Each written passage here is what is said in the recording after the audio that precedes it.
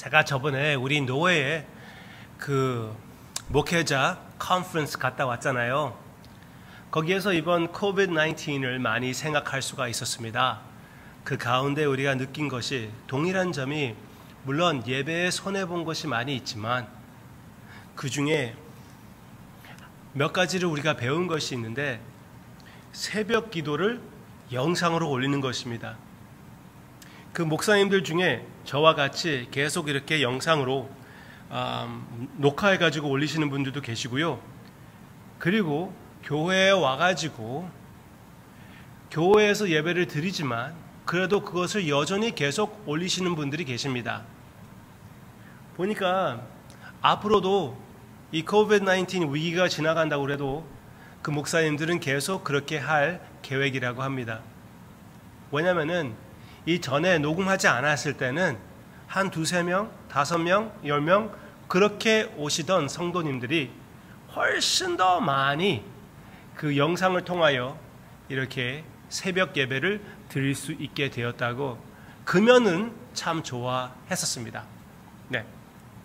왜 제가 여러분들에게 이런 말을 하냐면은 저하고 저 아내가 둘이 하고 있지만 사실은 이렇게 누가 봤는지는 나오지 않지만 몇 명이 봤는지 그런 게 나오고 있거든요. 신경 안 쓰려고 해도 조금 신경 쓰입니다. 조금 솔직히. 그렇지만 그래도 훨씬 더 많은 넘버는 아니지만 그래도 더 많은 분들과 함께 주님 앞에 예배를 드릴 수 있다는 게 얼마나 귀합니까? 그렇죠? 물론 이것은 완전한 메서드가 아닙니다. 모일 필요가 있어요. 특별히 주일날, 주일 예배에서는 우리가 모이는 것을 더 힘써야 됩니다. 이런 시간들을 통해서도 그렇지만 분명히 이 자리에 모이지 않는다고 해도 우리가 함께 모인다는 것을 생각하며 이 찬양을 주님 앞에 드리기를 원합니다.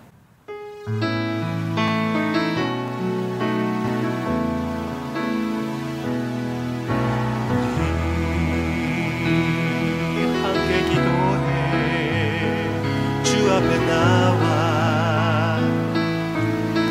무릎 꿇고 베푸시는 주 하늘을 향해 두 손 들고 하늘 문이 열리고 해의 빗줄기 이 땅 가득 내리도록 마침내 주 오셔서 그의 빗줄기 우리 위에 부시도록 우리 함께 기도해 주 앞에 나와 무릎 꿇고 긍휼 베푸시는 주 하늘을 향해 두 손 들고 하늘 문이 열리고 은혜의 빗줄기 이 땅 가득 내리도록 마침내 주 오셔서 의의 빗줄기 우리 위에 부시도록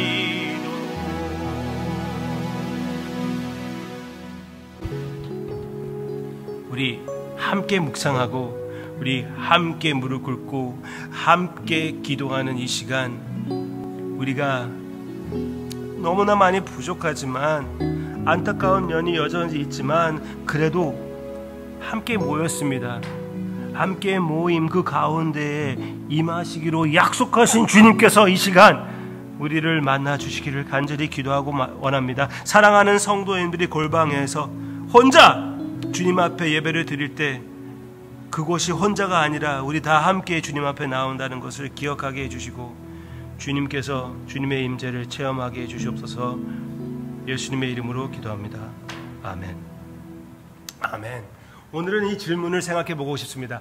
베들레헴의 중요성은 무엇일까요? 베들레헴의 중요성은 도대체 무엇일까요? 우리가 지금 묵상하고 있는 것은 동방 박사들이 예수님을 찾아온 내용을 계속 생각하고 있었습니다. 그들이 예수님이 어디 계신지 잘 몰라가지고 왕궁으로 들어갔습니다. 궁전으로 들어갔습니다. 그 궁전에서 궁전에 살고 있는 왕을 찾았죠. 헤롯 왕을 찾게 되었습니다. 헤롯 왕을 만날 수가 있었어요. 왜? 그런 인물들이었기 때문에, 왕 같은 인물들이었기 때문에 왕에게 찾아갈 수가 있었습니다. 그리고 그 왕으로 인하여 아이가 태어났다고 생각했겠죠. 왜? 유대인들의 왕이 될 사람이 유대인의 왕으로부터 태어나야 하지요. 네, 그렇게 생각할 수가 있습니다. 그렇지만 거기에 갔더니 아이가 태어났다는 그런 소식이 없습니다. 아무도 모르고 있어요. 그래서 헤롯 왕이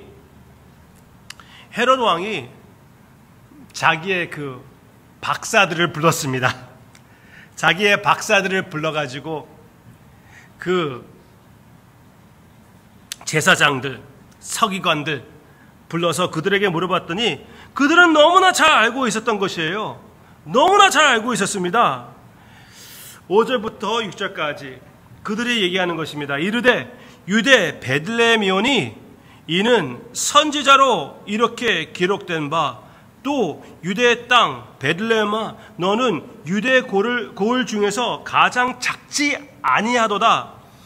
내게서 한 다스리는 자가 나와서 내 백성 이스라엘의 목자가 되리라 하였음이니이다. 아멘. 아멘.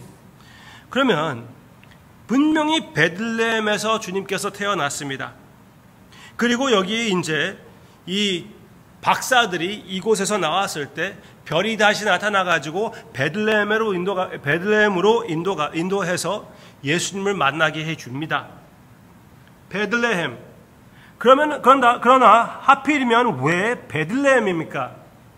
세 가지 이유 말씀드리고 한 가지 더 적용해 드리고 싶습니다. 세 가지 이유, 그 다음에 한 가지 더. 첫째 이유, 예언을 실천하기 위하여 주님께서 베들레헴에 태어났습니다. 여기 6절에 나오는 이 내용은 미가서 5장 2절에 나오는 내용입니다. 그 내용 그대로 서기관들, 제사장들은 잘 알고 있었습니다. 메시아가 태어날 곳은 베들레헴이었다는 것이에요. 베들레헴이 또 어떤 곳입니까? 요셉, 마리아의 고향이며 또 왕 다윗의 고향입니다. 그리고 다윗의 배경을 보면은 룻기 있잖아요. 룻기에서 나오는 보아스 인물은 다윗의 조상입니다. 그렇기 때문에 다윗이 베들레헴의 출신이 되게 되는 것입니다. 베들레헴이 다윗의 고향입니다. 왜 그게 중요하냐고요? 이스라엘이 항상 바라보았던, 항상 기대했던 메시아는 다윗의 자손인 왕이라는 것입니다. 그 예언을, 그 기대함을 실천하기 위하여 우리 주님께서 다윗의 고향에서 태어나셨다는 것입니다. 베들레헴이 그렇게 중요한 자리라는 것을 우리가 알 수가 있지요. 예언을 실천하기 위하여, 이스라엘 온 하나님의 백성들의 기대를 실천하기 위하여, 채워주기를 위하여 베들레헴에서 태어났습니다. 첫째. 둘째 이유는 약한 것을 사용하여 하나님의 강하심을 나타낸다는 하나님의 인격을 우리에게 보여주기 위하여 베들레헴에서 태어난 것입니다. 여기 보세요. 베들레헴아 너는 유대 고을 중에서 가장 작지 아니하도다. 베들레헴아 네가 작지 않다라고 얘기한 것은 작지 않기 때문에 그렇게 얘기한 것이 아니라 하나님으로부터 귀하게 사용받을 것이기 때문에 그렇게 하나님께서 말씀하시는 것입니다. 실제로는 아주 작은 마을이거든요. 아주 작은 마을이에요. 예수님이 태어날 때는 그때에서는 한 100명에서 200명쯤 되었을 것이라고 얘기를 하고 있습니다. 지금도 별로 그렇게 큰 도시는 아닙니다. 물론 예루살렘의 사람들이 올 때 베들레헴에서 묵기도 하고 그랬겠죠.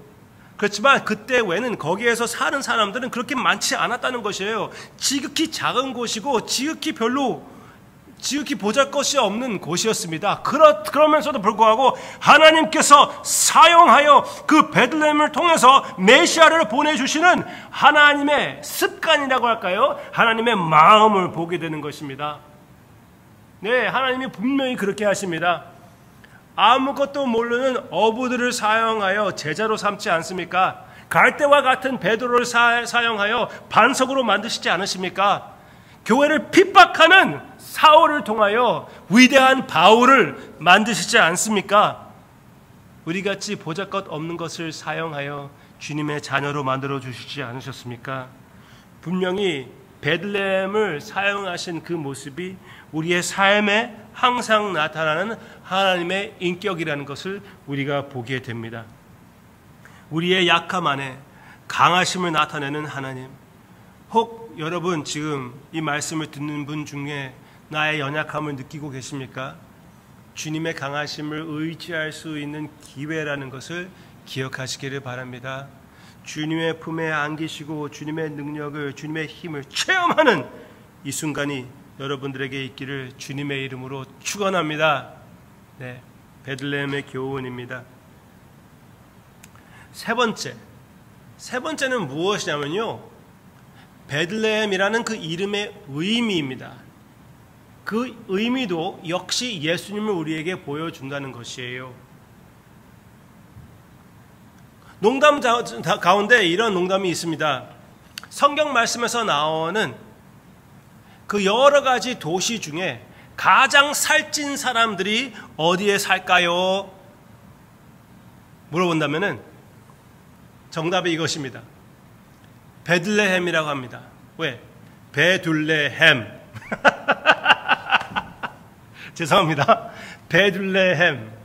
제가 이유 없이 괜히 이런 농담을 하는 것이 아닙니다. 그 뜻이 그렇게 어긋나지 않는다는 것이에요. 왜? 베들레헴의 뜻은 떡집이거든요. 베둘레헴이 아니라고 해도, 햄이 아니라고 그래도 떡입니다. 떡집이에요. 떡집. 룻기 이야기를 보면은 그 떡집에 그 위기가 생겨가지고 가족이 그 떡집을 떠나게 됩니다. 베들레헴을 떠나게 돼요.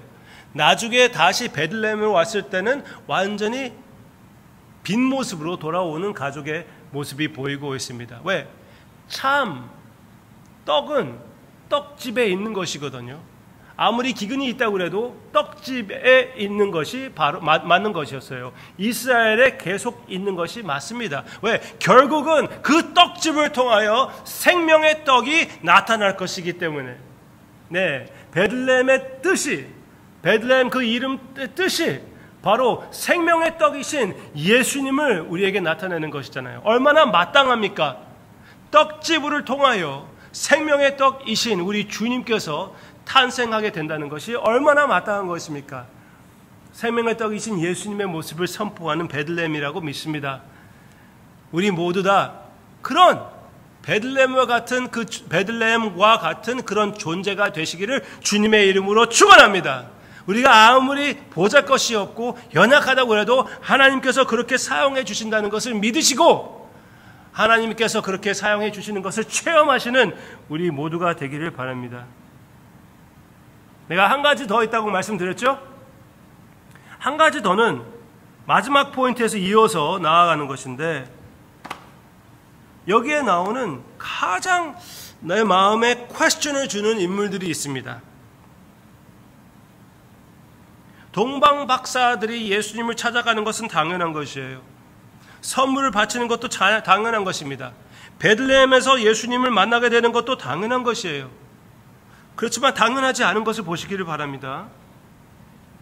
서기관들과 제사장들이 베들레헴에 예수님께서 태어날 것을 알면서, 그리고 이 박사들이 예수님의 별을 봤다고 얘기해 주는데, 그들은 뻔히 알면서 배울 것을 다 배웠으면서 평생 동안 교회에 다녔으면서 신학교도 갔으면서 왜 베들레헴에 찾아가지 않습니까? 얼마나 안타깝습니까? 왜 찾아가지 않아요? 너무나 정답을 잘 알고 있는데, 알고 있다면 당연히 예수님을 찾아가 봐야죠. 교회에 오래 다니신 성도님, 배울 것만큼 다 배우신 우리 성도님들께서는 이런 귀한 묵상을 주님께서 주셨다면 주님을 찾아가시기를 바랍니다.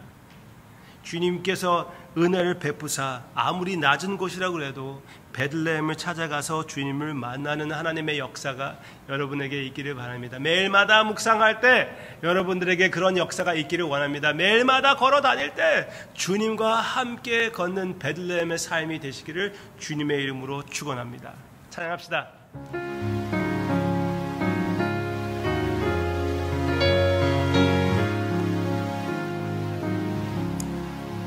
우리 구주 나신 날 목자 영광 볼 때에 천사 찬송하는 말 예수 과연 나셨네. 우리 임금 우리 주 모두 함께 절하세. 예수 그리스도 우리 주 베들레헴에 나셨네. 천사 노래 듣고서 베들레헴 가보니 가시나기 누군가 예수 과연 나셨네. 우리 임금 우리 주 모두 함께 절하세. 예수 그리스도 우리 주 베들레헴에 나셨네. 목자처럼 우리도 나아가서 엎드세. 오늘 다윗 성에서 예수 과연 나셨네.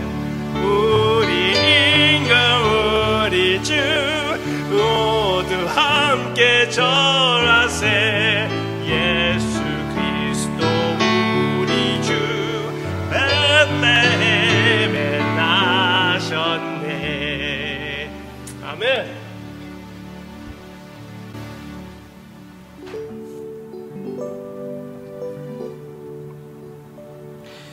주님의 강하심을 우리의 연약함을 통하여 나타내 주시는 우리 하나님, 아바 아버지, 귀하신 아들을 베들레헴으로 보내주신 것 감사합니다.